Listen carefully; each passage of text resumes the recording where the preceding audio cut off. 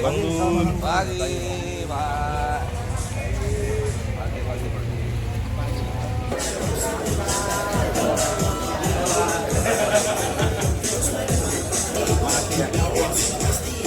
Sekali lagi kami ucapkan selamat datang kepada calon gubernur dan wakil gubernur kami, Mas Pram dan Bang Dul.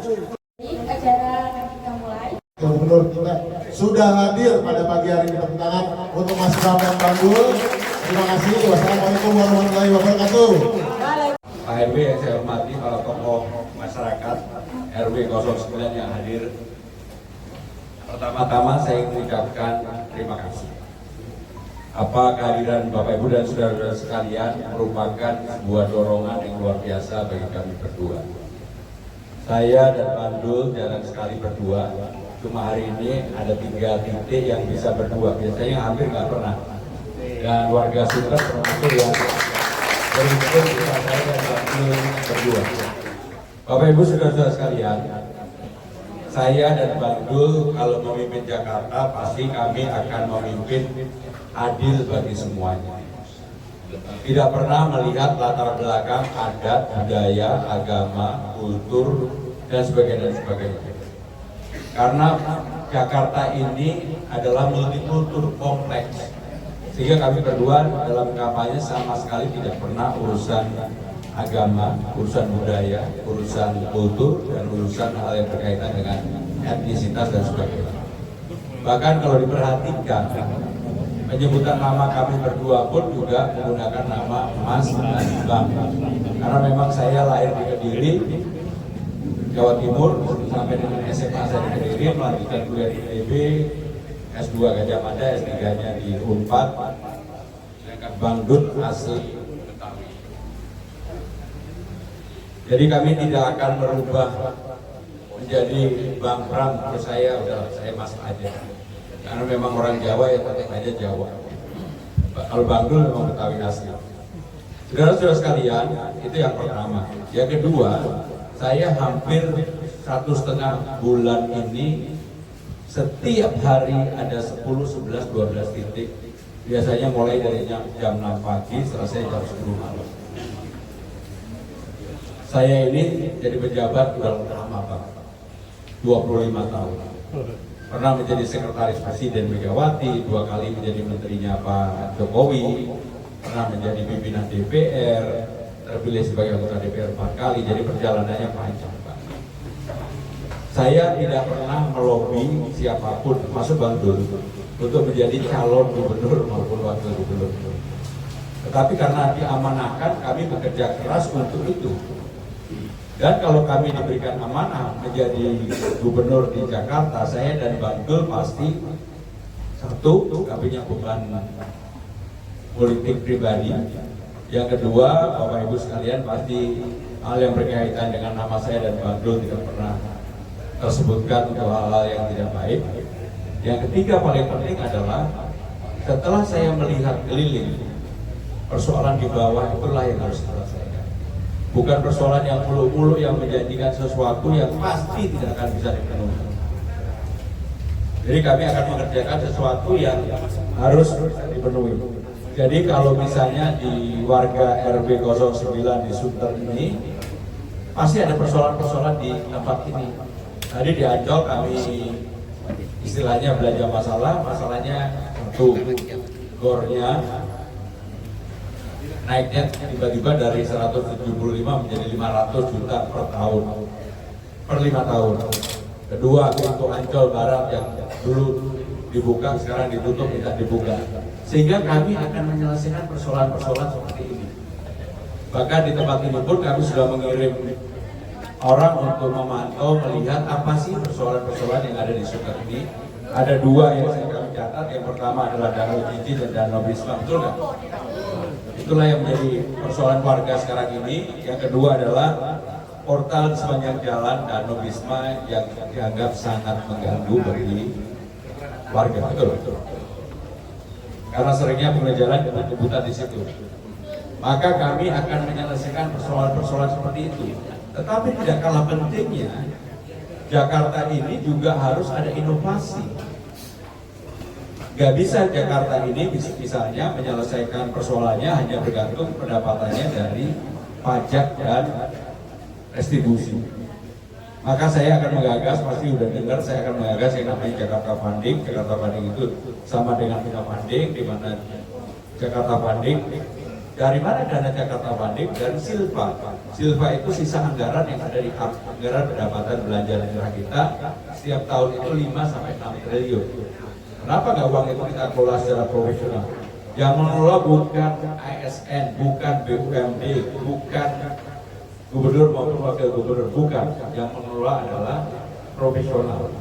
Karena kebetulan saya termasuk penggagas untuk Ina Funding bersama dengan Bapak Presiden dan juga Ibu Menteri Keuangan. Sehingga itulah yang kami lakukan. Dan terakhir dari saya, problem Jakarta hari ini termasuk yang muda-muda yang mau nikah ini, Gen Z dan milenial adalah housing, rumah. Maka harus ada terobosan baru untuk rumah ini. Gak bisa lagi karena pengelolaan rumah itu seperti sekarang. Maka kami akan menggunakan kantor-kantor kecamatan, kantor puskesmas, kantor kelurahan, sekolah-sekolah yang ada, yang dulunya idle. Maka kami akan manfaatkan, misalnya kantor kecamatan rata-rata itu 5.000 sampai dengan 8.000 meter square. Tetap parkirnya kita buat bagus, kita bangunkan lantai 1, 2, 3 untuk kecamatan. Lantai 4, 5 untuk co-working space. Anak-anak muda yang mau mengembangkan diri, talenta muda yang mau buat startup dan sebagainya, ada tempatnya. Baru berikutnya di atasnya untuk hunian, tergantung tempatnya. Kalau di Sunter tentunya untuk kelas menengah ke atas, harus ya. Di Ancol tadi yang saya lihat juga harus menengah ke atas. Tetapi untuk daerah lain bisa menengah ke bawah, bahkan untuk warga yang kesulitan untuk mendapatkan housing atau rumah selama ini. Tidak jauh di sini kan ada Kampung Bayam. Karena tadi saya lihat di JIS. Persoalan Kampung Bayam, kebetulan saya sudah ke sana, harusnya segera bisa diselesaikan. Tanggal 20 Oktober sebelum masa Anies berhenti, dia sudah mengeluarkan pergub tentang penyelesaian Kampung Bayam. Tapi tidak semua warga terselesaikan. Dari 133 KK, ada 120 yang sudah selesai, bahkan keputusan wali kotanya sudah keluar. Tetapi 13 warga ini tidak selesai, sehingga ada solidaritas di antara mereka berlarut-larut sampai dengan hari ini. Kalau kami dapat amanah itu, maka yang dilakukan pertama adalah apa? Yang 13 kita selesaikan, buat pergub tersendiri. Tetapi mereka harus masuk, dan iurannya pun sudah diterapkan 1,5 juta, dan disepakati karena warga kurang beruntung, kurang mampu, disepakati 600.000. Jadi saudara-saudara sekalian, banyak sekali persoalan-persoalan seperti ini yang ada di masyarakat yang kami temukan ketika kami turun ke bawah. Saya dan Bandul boleh dicek kata Bawaslu maupun KPUD, turun ke bawahnya jauh lebih banyak daripada calon-calon. Saya pribadi per hari ini turun yang terrekod oleh Bawaslu, Badan Pengawas Pemilu, itu sudah lebih dari 88 kali. Tapi yang tidak terrekod mungkin ya jumlahnya sama, sehingga sudah hampir 160 kali. Karena setiap hari saya turun 10 sampai 11 titik setiap hari. Mulai tadi hari ini sudah titik ketiga nih. Pagi dengan komunitas sepeda karena saya bisnisnya sepedaan. Habis itu Ancol, ke Sunter, habis itu ke Velodrome Rawamangun. Sehingga demikian mohon maaf kalau waktunya sangat terbatas 30 menit karena memang kejar-kejaran dengan waktu. Terakhir dari saya, terima kasih atas support, dukungan, dan juga kehadiran Bapak Ibu sekalian yang hadir pada pagi hari ini. Ini merupakan energi bagi saya dan Bapak. Terima kasih. Wassalamualaikum warahmatullahi wabarakatuh. Terima kasih atas sambutannya. Selanjutnya yaitu ada sambutan dari Bang Dul. Mari berfoto di tepi pantai sambil memasang janur. Pak Pramono yang kita cintai, kita doakan jadi gubernur. Oke, assalamualaikum warahmatullahi wabarakatuh. Salam sejahtera untuk kita semua. Cangcingnya Babe, abang-abang yang ada di sebelah kanan, saya hanya ingin tambahin saja. Kalau nanti Pramono Anung dan Rano Karno dan Wakil Gubernur, kita bakal banyak memberikan insentif atau gratis kepada masyarakat Jakarta. KJP, Kartu Jakarta Pintar untuk beasiswa sekolah akan kita lanjutkan. KJFU akan kita tingkatkan. Kita kontrak langsung 8 tahun kepada kampus. Karena ini kita duplikat. Saya kemarin ini anggota Komisi 10 DPR RI, Pak. Pemerintah Indonesia punya 2 program beasiswa. Yang pertama PIP, Program Indonesia Pintar untuk SD, SMP, SMA, SMK. Kalau mahasiswa namanya KIP, Kartu Indonesia Pintar. Nah, Kartu Indonesia Pintar itu diberikan beasiswa kepada mahasiswa selama 8 semester. Bayangin Pak, 8 semester gratis.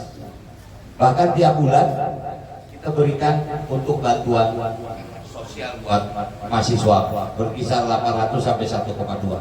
Nah, besok untuk Jumantik kita akan tingkatkan, Posyandu kita tingkatkan, PPSU nggak usah ribet, mau kerja nggak usah pakai ijazah SD boleh. PPSU cuma maaf kan cuma menjaga kebersihan, bersihin got, goro-goro. Ngapain pakai ijazah ribet? Kecuali kalau mau kerja di kantoran pasti ada kriteria kan. Tapi kalau PPSU biarkan mereka terlibat. Nah, artinya lansia juga akan kita pikirkan. Kemudian ada 15 komponen kita berikan gratis Pak untuk menggunakan transportasi Jakarta. Apa itu? LRT, MRT, busway, Jaklingko. 15 golongan gratis untuk menggunakan transportasi Jakarta. Nah, ini hanya bisa dibuktikan kalau Pramono Anung dan Rano Karno menang. Kalau enggak, kita semua gigit jari. Ingat, kemarin kita kalau nggak ada MK Pak, nggak ketemu kita.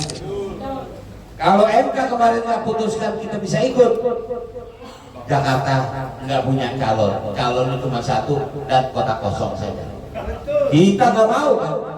Masyarakat Jakarta punya harga diri. Itulah setelah MK ketuk, anak-anak kita turun semua, mahasiswa kita turun, protes, demo, akhirnya kita bisa berkumpul hari ini. Dan insya Allah 27 November kita bisa mencoblos. Mau coblos siapa? Coblos siapa? Nomor berapa? Nomor berapa? Nomor. Assalamualaikum. Kalau ayo kita pulang. Terima kasih.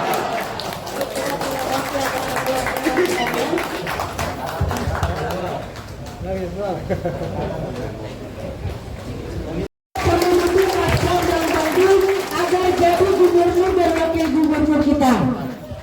Nah, dari pemaparan tadi mungkin dari Bapak Ibu ada yang mau bertanya atau memberikan masalah agar dipecahkan oleh Mas Pram dan Bang Dul. Cukup 2 orang saja karena waktunya terlalu mepet. Selamat datang kepada Pak Pram dan Bang Dul. Nama saya Darmono. Kebenaran saya masuk wilayah di Jakarta Utara, tepatnya Kelurahan Pejagalan Pak. Saya bekas mantan RW Pak. Ya, jadi ini curhat sedikit aja Pak. Ya kalau kasih masukan, saran kayaknya kurang elok. Nah, jadi saya mohon Pak, ini zaman modern ini kita ingin kembali Pak. Ya, ada sebuah aplikasi bisa mengontrol bersama Pak antara pemerintah dan masyarakat, yaitu aplikasi Clue.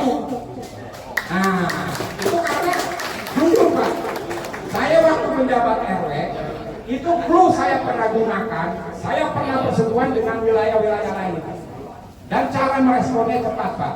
Ya emang jujur aja Pak, aplikasi Clue itu banyak mungkin akan bersinggungan. Nah, tapi kalau buat masyarakat untuk mengontrol kerjasama antara pemerintah kepada masyarakat, saya rasa sangat berfungsi Pak. Ya itu aja, mohon Pak dipertimbangkan.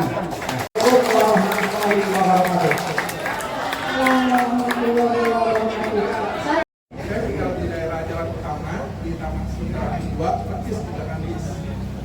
Ya. Jadi masalahnya adalah bis itu pertama kalau jalan adalah jalan kompleks, tapi dipaksa untuk dibuka. Dan sekarang yang menjadi adalah acara macetnya luar biasa. Bahkan itu ada manhole yang belum diperbaiki sampai sekarang. Dan waktu kemarin saya juga sempat berkeras juga karena waktu parkir pas perseberangan itu yang kalau di sini parkir di sini gimana bisa itu jalan. Sedangkan waktu itu dibilangnya buat VIP, tapi ternyata tidak. Gitu. Kalau bisa, kalau Bapak menjabat adalah kontak yang bisa ke pribadi Bapak untuk dipegang para RW, karena kadang-kadang kita tahu lah masyarakat Indonesia birokrasi ya kurang gitu, meskipun ada aplikasi atau apa kurang gitu Pak. Sudah Pak. Seperti yang Bapak sampaikan juga silakan. Dan pasti Bapak juga mendengar sekarang ini insentif untuk RT RW pun akan kami kalikan 2 karena terlalu kecil. RT itu 2 juta, RW itu 2,5 juta, nggak cukup. Kalau RW ini wajahnya aja wajah hoki, gimana? Sehingga dengan demikian untuk RT menjadi 4 juta, RW menjadi 5 juta. Dan yang utamanya adalah laporan LPG-nya nggak perlu seperti sekarang yang terlalu jelimet. Terlalu jelimet, udahlah. Sistemnya udah sistem digital. Yang paling penting Bapak tanda tangan secara digital. Kemudian pertanggungjawaban ada di Bapak karena Bapak sudah menandatangani itu. Juga nggak perlu kemudian dibuat terlalu detail, rinci. Membuat laporannya itu udah berhari-hari dibandingkan dengan aktivitas yang ada. Yang berikutnya Pak Willy betul ya. Mengenai JIS, harus diakui JIS ini salah satu peninggalannya Mas Anies yang biasa. Saya kebetulan terlibat dalam JIS ini panjang. Jadi JIS ini pembebasan lahannya dimulai tahun 1992. Mulai pembebasan lahan zaman Harto. Tahun 2001 ketika Ibu Megawati Presiden, saya sekretaris Presiden Megawati, dan saya baru tahu setelah saya mempelajari, ternyata saya ada para saya memberikan ruang kepada warga Kampung Bayam yang petani di tengah kota mereka untuk mengelola karena pada waktu itu krisis moneter. Sehingga itulah yang menjadi payungnya warga yang sekarang di Kampung Bayam untuk beraktivitas mengelola daerah pertanian itu. Problemnya adalah JIS ini baru diselesaikan pembebasannya zamannya Pak Jokowi. Jadi yang mau menyelesaikan Pak Jokowi. Pak Ahok belum mau merencanakan itu, belum sempat ini udah ribut lah. Baru kemudian Mas Anies membangun. Dan ketika Mas Anies selesai, persoalan JIS belum selesai. Termasuk 133 KK yang baru diselesaikan 20 KK. Maka saya sudah ke Kampung Bayam dan saya sudah ketemu dengan Purba dan kawan-kawan. Kalau itu memang menjadi amanah kami akan selesaikan. Apa yang kurang dari JIS? Kebetulan waktu Dewa main, Pak Jokowi sama saya jemput ibu kita. Presiden dan Menteri, waktu itu saya masih Menteri, dikawal untuk keluar lebih dari 2,5 jam. Untuk masuk 2,5 jam, untuk keluar 2,5 jam. Jadi baru 2:30 pagi kita bisa keluar dari tempat itu. Kemarin ketika Bruno Mars, kasusnya masih sama. Maka yang namanya JIS ini, kalau mau benar, transport publiknya yang diperbaiki. Orang datang ke JIS nggak perlu pakai mobil. Maka untuk itu KRL yang sekarang ini kan yang lewat JIS setiap saya udah dikatin 5 menit. KRL-nya yang lewat JIS itu per 30 menit. Nggak cukup. Harusnya KRL yang lewat JIS itu 5 menit. Dan dalam jangka panjang LRT-nya harus ada, MRT-nya mentok yang ke Ancol kemudian ke kiri ke Marina. Kalau kami, saya jadi gubernur, saya akan usahakan dan saya akan fight supaya mentok di Ancol bukan hanya ke kiri ke Marina, tapi ke kanan ke JIS untuk bola basket. Gak ada yang namanya fasilitas transport publiknya tidak dikerjakan dengan baik. Di bawahnya selalu ada underground, di sampingnya ada bus ataupun KRL. JIS ini KRL-nya sudah ada.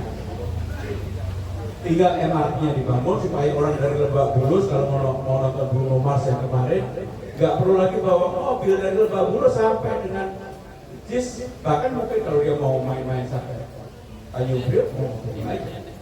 Nah, itulah konsep yang harus dilakukan untuk menyelesaikan JIS dalam jangka menengah dan panjang. Kemudian apa yang harus ada di JIS?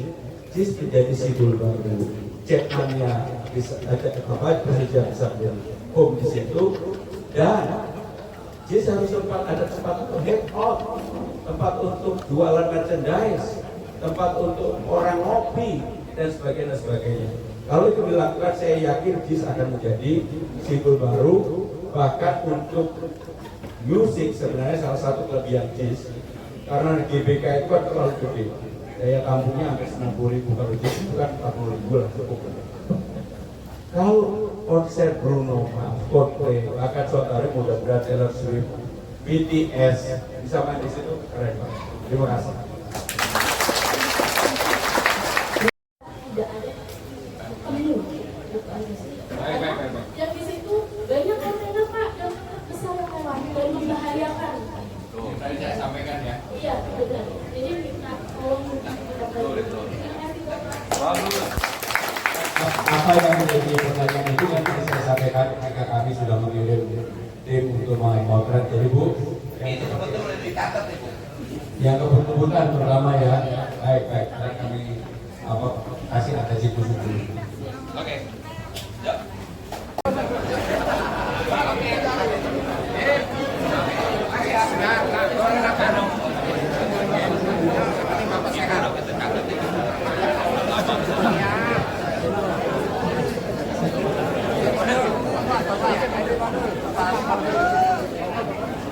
Ya cepat. Ayo silakan.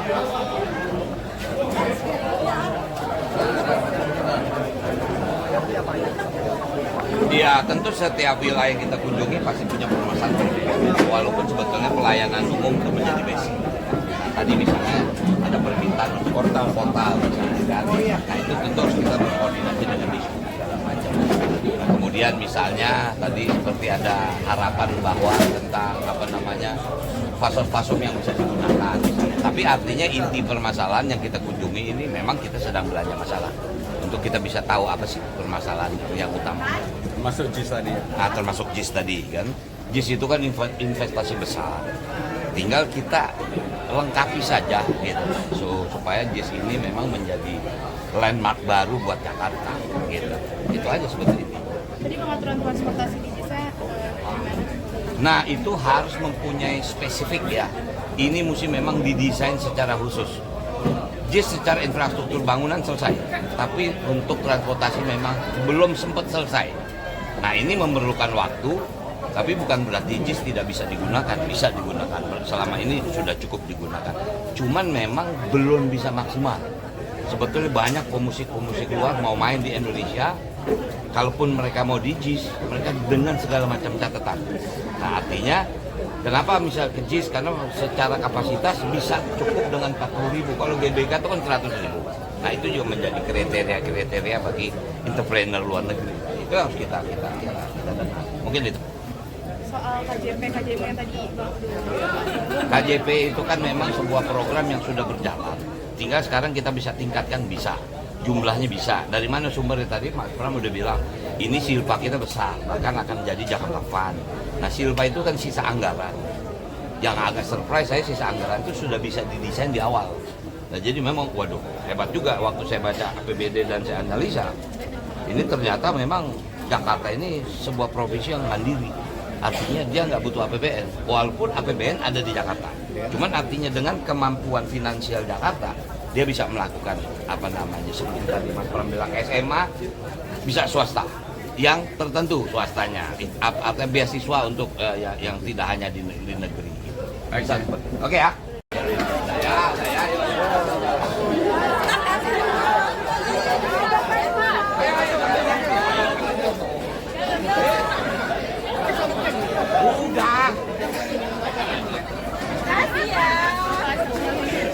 Bagus, belum hadir. Kita belum foto nih.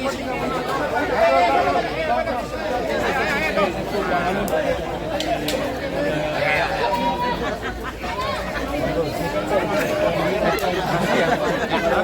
Komplek dekat Pak. Saya di Padati sini. Tadi kita dari Ancol ke sini. Ya, iya. Saya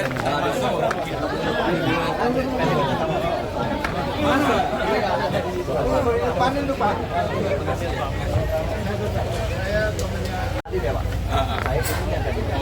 pernah ditutup kan? Ya lumayan lah dapat 50 kilo hari ini.